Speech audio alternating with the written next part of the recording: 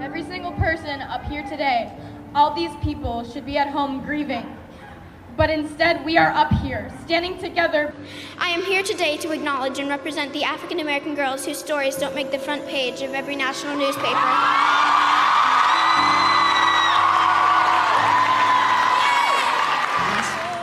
In a little over 6 minutes, 17 of our friends were taken from us, 15 were injured, and everyone, absolutely everyone, in the Douglas community was forever altered. This is normal. Normal to the point that I've learned to duck from bullets before I learned how to read. When I was a kid, it wasn't even a thought that something like this could happen. I would have thought that after Columbine, I would have especially thought after Newtown, that this would have been solved by now.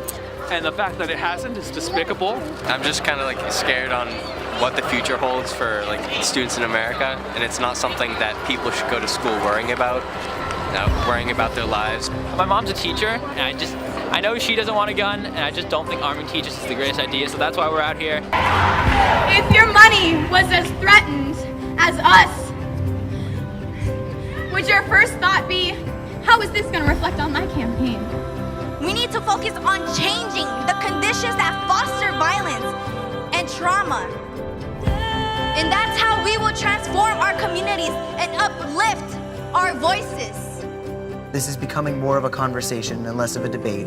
I want people to be able to get different points of view and perspectives, and I want our policies to be based on facts and reason rather than just on fear and emotion. We know that they're claiming that there are mental health issues, and I am not a psychologist, but we need to pay attention to the fact that this isn't just a mental health issue. So you're not saying no guns, We're right? not saying no guns. Okay. We are saying we want to regulate semi-automatic weapons and accessories that make them fully automatic.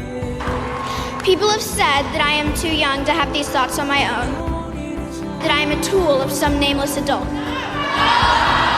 It's not true. We are the generation that's had to be trapped in closets, waiting for police to come or waiting for a shooter to walk into our door. We are the people that know what it's like firsthand. We're the mass shooting generation. We should feel empowered and supported in our schools. If there is a book that you want to read but it hasn't been written yet, you must be the one to write it. Today, we don't stand here as victims. We do not stand here scared. We are courageous. So you ask us, why are we marching? Good question.